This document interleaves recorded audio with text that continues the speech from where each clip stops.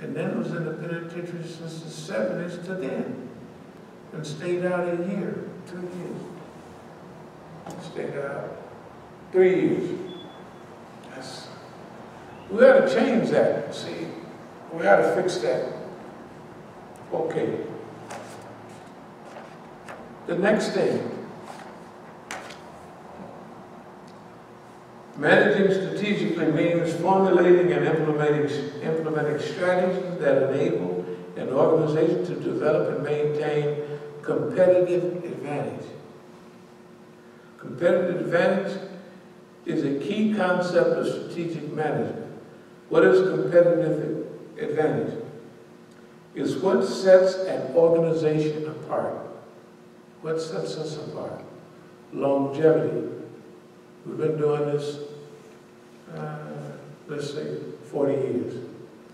Islamic movement. So we have longevity. What else do we have? A good, clean record. We never buckled under the pressure of the system. We avoided all the traps and snares that the system put out. So those are things that are called competitive advantage. In other words, it's competitive advantage. When an organization has a competitive advantage, it has something that other competitors does not. Something that other organizations or does something that others can't. We have something, it's not ignorant, they can't even do it, they don't even think like this. So we got a competitive advantage over all of them. They can't imitate what we do, right? And they can't do it. So Raj Wahaj them, they invited in all the big programs. They speak, but they can't imitate what we do. We love black people. They even put a kente cloth flyer out. Remember that? And they talk about, we love Malcolm. They said that one time. They haven't mentioned it since. Right? In other words, we have a competitive advantage over all the Negroes and all the immigrants. You know why? Not one of them have been arrested or challenged or anything else by the system.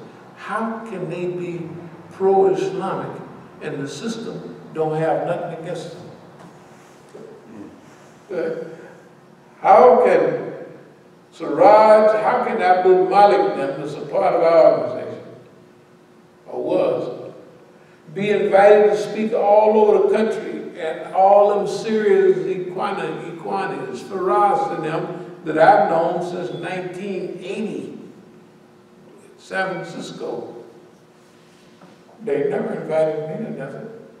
They sent Abdul-Malik and Jamila to Egypt to meet all the Iguanas a few years back. They never asked me to go. Why? They was trying to undermine our leadership. That was the Oakland plan. Look, I'm going to eventually wrap this up. Oakland plan. What was Oakland plan? Oakland plan is very simple. After we up and rolling, the Oakland plan is, here we are, we have Masjid, school, all that stuff, all the stuff we have in Oakland, we have all, this is just the Masjid, I don't have nothing with all the property. All that property in Oakland. So, the Oakland plan is, we're in East Oakland. Think about what they just did in the last 10 years. They attacked East Oakland. Basically, either tore down or damaged all the property, the roofs and all of that we had to fix, of course. They did all of that to slow and stop the progress in East Oakland. But in North Oakland, where the immigrants are, of course we have to get started. What do they have in North Oakland right now? Right along Telegraph. The Masjid. Booming. Can't find a place to park or pray. big giant restaurant with marble right across this corner. That's one corner. The next corner, they got tables all outside. Halal meat, halal grocery, 1, 2, 3 bookstores. They shifted all of the Islamic activity in Oakland to North Oakland, and they put all the pressure on East Oakland. That was Oakland plan, to try to break the back of the African-American movement. In other words, break the back of the African-American led Islamic movement and shift all the assets in the region to North Oakland, to the immigrant community. That's exactly what they did. Now you look at Oakland. We had the whole framework there to do that. But what happened? Abdul Malik then would go around the corner, would do this, would destroy property instead of building it up.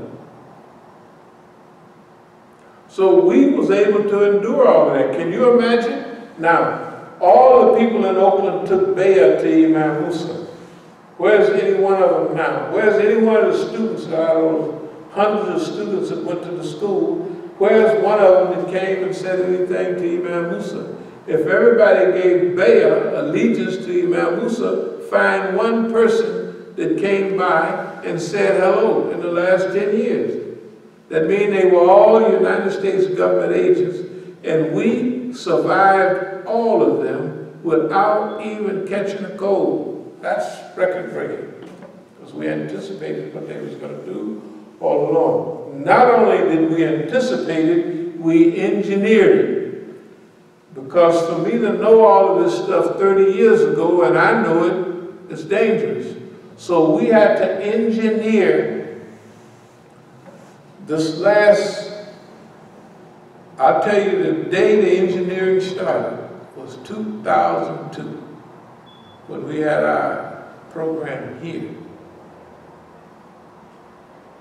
After everybody acted silly and stupid, and they're gonna make fun of me, I said, okay, fine.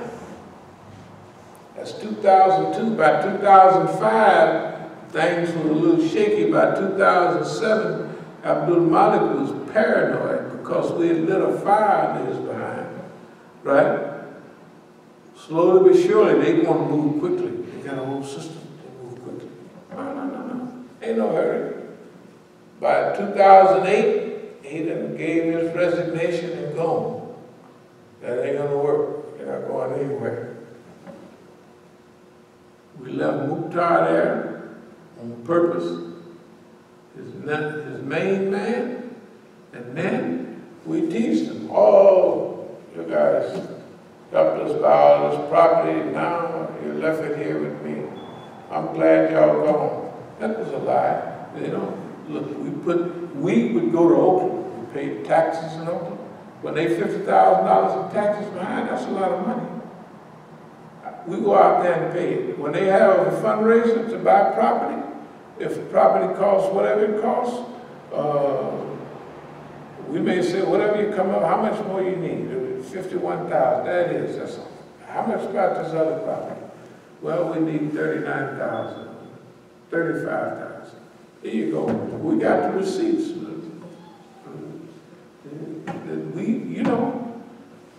We going out there to help them. You ain't never seen them come here with no bag of money or nothing.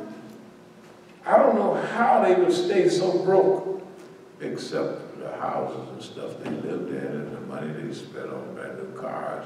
Off the showroom, they didn't go to no auction. They bought cars off the showroom. You know what I mean? Money management. Dear Abdul Malik, this is his scheme. So, I guess when him and Sister Bahia was getting a divorce, here's Abdul Malik's money scheme. That's when they could steal, you could do bankruptcy pretty easy. Instead of hustling up $200,000, he buys big screen TVs and everything and do bankruptcy. I said, that is the dumbest. I said, it's more trouble to do all the paperwork than it is to go hustle up. You just bought a big screen, you had both big screen TV, just a scheme is how you get money. I said, good God Almighty. That's them. By 2008, they threw. By 2008, they threw. By 2009, they didn't cut us off from Canada. By 2009, they didn't cut us off from England, remember? 2009. Why? Because everybody wants us to come over there. It's English speaking. All of them working in harmony together. Muhammad Al-Assi, the Daftar, Crescent International, the Zafar Bangash, the brothers in South Africa. All of those crews are working together against me. Why would they do that when Dr. Kaleem Siddiqui said, remember on the thing? Can you imagine? When Dr. Kaleem Siddiqui, we showed that what happened to the TV tank, or whatever it is. They took it off YouTube. They took it off. This is insanity. They took it off after I told them what it is. Remember, the first time they didn't bother with it. They didn't realize it. But the third time, I said, this is why, this is what Dr. Kaleem Siddiqui said. And they hear it from him. And then we got other stuff too. But we anticipated them. That's why we downloaded it all before they did it. That's anticipation. That means you can figure out what they're going to do before they do it. All the time. It ain't like sometime. I'm telling you, we have domesticated. I mean, we didn't train this cracker. And the niggas. The niggas are trained. Everybody's trained. Ain't nothing going nowhere. This go around is going exactly, it's not arrogance, but it's going, inshallah, where we hope it should go. Not for our benefit, but for the benefit of humanity. We have to step in and fill the gap because humanity is not able. The people, what do people talk about? They watch the damn news, Donald Trump, TV show. There's some foolishness on there every day. And people ask me, you know, what about it? I said, I don't care about it. That's foolishness. Whatever it is, they're going down. I don't care nothing about none of it. You think I'm going to follow this? It's like a TV show, the script of the week. You know what I mean? Not of the week, every day. Can you imagine somebody having some foolish on every day, all the time? Anyway. So the Oakland plan was encirclement and suppression and waste all of our resources and destroy our hope for the future. Really, they would like to send us into depression and, oh, you'll never win. Even though Khadijah said, you ought to be tired of it. You didn't try this too many times. What are you talking about? These dummies are trying to tell me that what we want to do is not going to work. And it is working every day, all the time. That shows you how dumb they are. It's not that they're dumb. Here's what happened. The system before almost always worked. When the system say we don't get Al Capone, they get it. Because he would be relying on the environment. When the system say we're going to put Jimmy Hoffa in the penitentiary, Jimmy Hoffa's paid. It's going to the penitentiary. This is the rule, generally. When the system, especially the federal government, say we taking you down, big boy. That's what the niggas was acting like me. You remember Musa, we taking you down. You niggas are stupid. That's the way Mukhtar, that was his attitude. You didn't think nobody would challenge you like this. Did you? I said, no, I didn't think y'all would be that big a fool, no, for nothing, to make up all of them lies. See, they believe, especially after Malik, if you can't get nothing on a nigga, make up something so people don't care, right? They believe, like the CIA, admit to nothing, don't admit to anything. Admit to nothing. And then make up anything you want to make up and then blame all the problem on them. So half the people going to believe Imam Musa's the problem. Them guys was, like they said, them guys was honest and serious. They loved Imam Musa. That's all they did. Imam Musa, good man, Imam Musa. And look at poor Mukhtar, how hard his broken hearted he was. That Imam Musa did something. That's what the niggas are saying.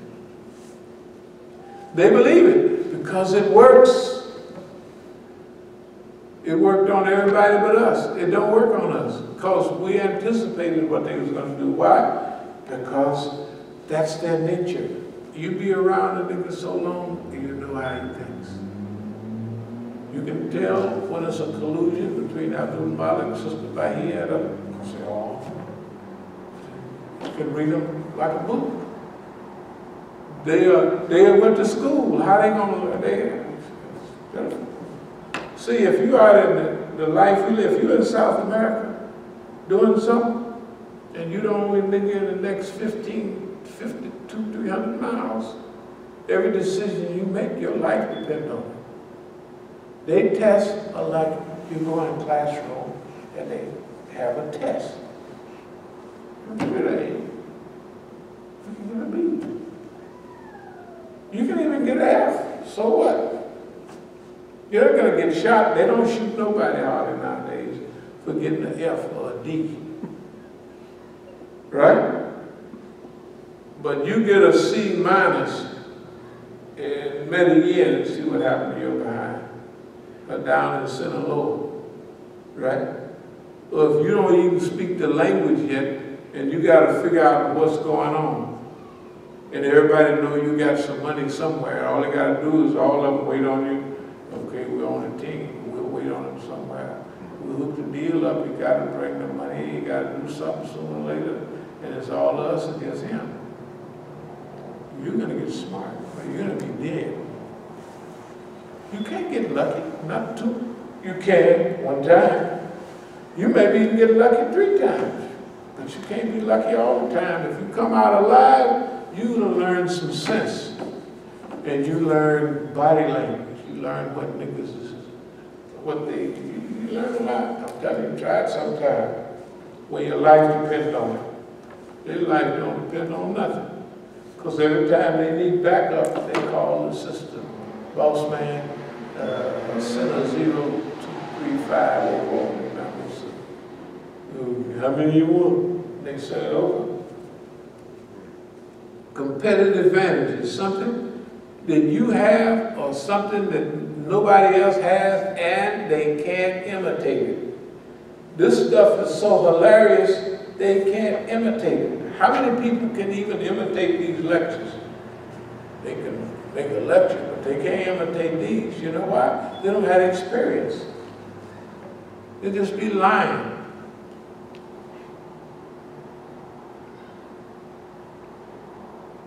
Not only organizational resources be valuable, rare, and hard to imitate. The organization must be able to exploit them. Does the firm have in place a formal structure, systems, policies, procedures, and processes to take full advantage of the resources it has in order to develop a sustainable competitive advantage? In other words, is it organized to exploit the full competitive potential of its resources? Without these abilities in place, it would be difficult for an organization to create and maintain a competitive advantage. Well, we're different, but here's a competitive advantage. Competitive advantage is ethics, morals, longevity, endurance. All of those things, that's the competitive advantage. They don't have no competitive advantage because they use all their resources openly against one crew. That's bad. And everybody saw them. Everybody see what they do here. Everybody saw what they did in Oakland, right? And it's stupid. It's child's play. It's just stupid. They just do stuff unnecessary. Remember when you was going to buy the van 3 weeks ago? Go out there, the van runs perfect. Somebody punches a hole in the hose. So when you first drive it, it's fine because the car's not heated up. But after you drive it, which I'm a test drive before, oh, come on, look at it. Well, the steam comes out the little thing, and pretty soon, you think the whole car blew up or something, right? Because it's got a little, right there on that hard, it's a wide type thing. This hose or that hose. Yeah. And they punch a little hole in that. Let's punch a little hole. So, they punch a hole in it. Don't make no difference. You know, I took it to the shop and the guy told me, our favorite friend, those are impossible to come by. So I said, okay, they don't want me to sell it, I'll keep it. It ain't nothing. You know what I did? I tied it and took some rubber tape, electric tape, wrapped it around there and took a string and tied it around. I'm going to give it a little white thing, but he just lying, talking about it's going to cost you this and you won't be able to get it for 2 days when you know that it is about. I said, forget that. I'll keep it. Competitive advantage. And I'll move toward a close with this one. Ethics, morals, and Quranic and Hadith conduct is just, it solves all the problems. Ain't nothing anybody can do about it. All the stuff, other stuff I was going to say, I'll say it another time. So, let me be quick and wrap up.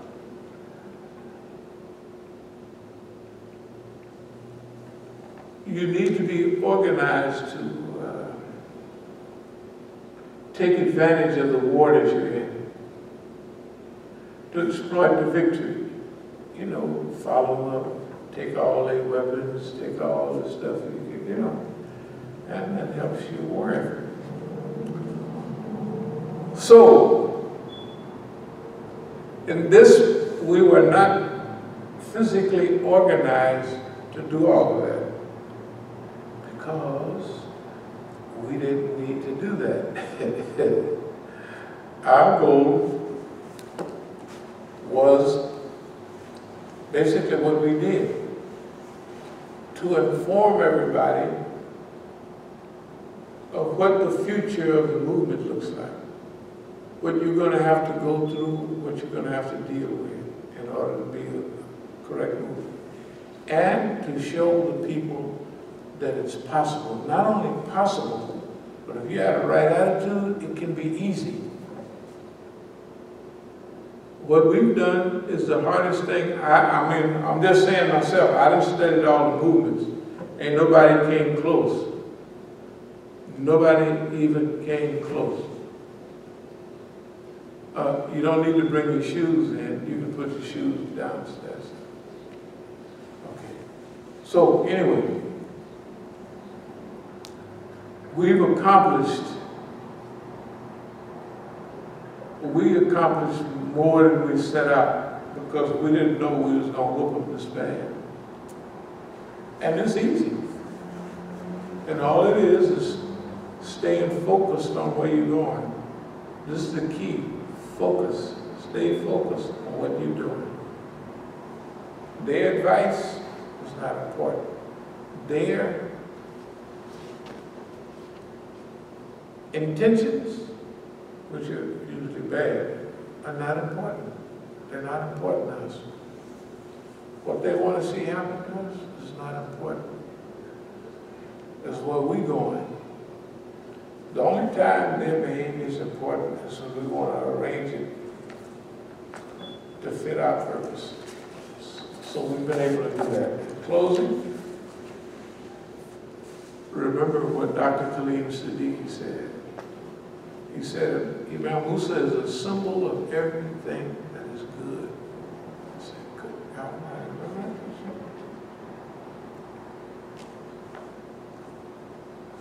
that. I said, good God Almighty. That was a finish told for the brothers.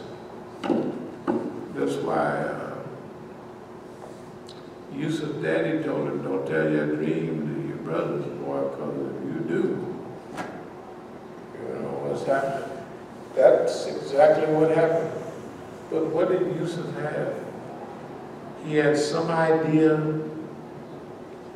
of the way things work and some idea about future events. Right? An interpretation of events. He can do that. That was a gift. Okay. I ain't no Yusuf, but I sure got some of those characteristics. Because history is just one of those things. It's natural. And we have whooped the white man so bad, I've almost wanted to say, oh man, I'm sorry, I didn't mean to hurt you that bad. A couple of times I felt like it. Because to have all of that and to be so humiliated. Last thing, we've never tried to assimilate. We've never tried integration. And we've always stood alone by ourselves. But this time, we're going for big. So dear believers, those of you who can stand it, let's get openly busy. Those that you can't, keep an eye on the brother in the background and help the movement for liberation. And I'll close with this. From what I've seen, if anybody else get hold of this leadership, trouble, trouble, trouble. I ain't riding the broom on nobody, but I've been studying everybody. I'm sorry. I just haven't seen nobody with any morals and any ethics and no background. Because none of them stood up against America. None of them stood up against the Zionists. None of them stand up for nothing. They don't go to jail, they don't get chased around the block, nothing. They don't show no signs. History, is history like that? If you stand up for right, what does history do? It come after your behind. All the time. That's the way it is. Anybody come out and say, you go to jail? Do they have any? They don't have nothing. Something is going on. Thank you all very much. We'll continue on with what we really want to talk about on Tuesday. So are there any questions or comments for us? Any questions, any comments? Well, I have a question. So I know we oftentimes, we crack jokes on all the board of directors across all the masajid across the United States.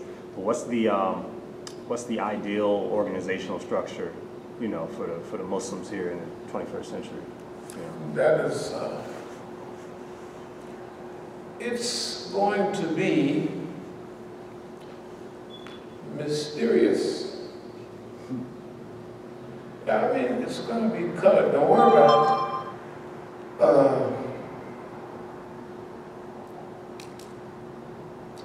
Yeah, it's going to be healthy. It's going to be a lot of fun. No, it's going to be a tussle. Remember, the great coaches tell you, boys, I've taught you everything I know. So now just get on out there and have fun. Might as well. That's what we say. One of the things, to be realistic, one of the things about structure, if you're talking about the structure to come, we always tell them about the structure that we've already done 2 or 3 times as though it's the future. I mean, you think about it, teach man unconditional repression. What we talk about, we've already done that. You know, when we talked about structure in 2010, we said it would be a situation of monitoring. Everybody would have to monitor each other, and one group would have to watch out for that. I'm not going to do that. That's just something to say. That's just something for them to think about. We're not going to do that. But the basic outline of it will be the same as what we've always said. It would be based on kindness, it would be based on optimism, and it would be based on humor. Kindness, optimism, and humor is the basis of all of the function of what we do. Yeah, that's,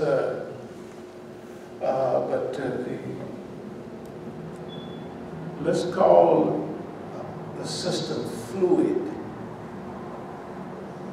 It'll adjust to the battle. It's like a fluid battle. Wherever there's gaps, it'll seep and close those gaps up. That's the type of system we'll have, inshallah. Okay. Any other questions? Then thank you very much. Did anything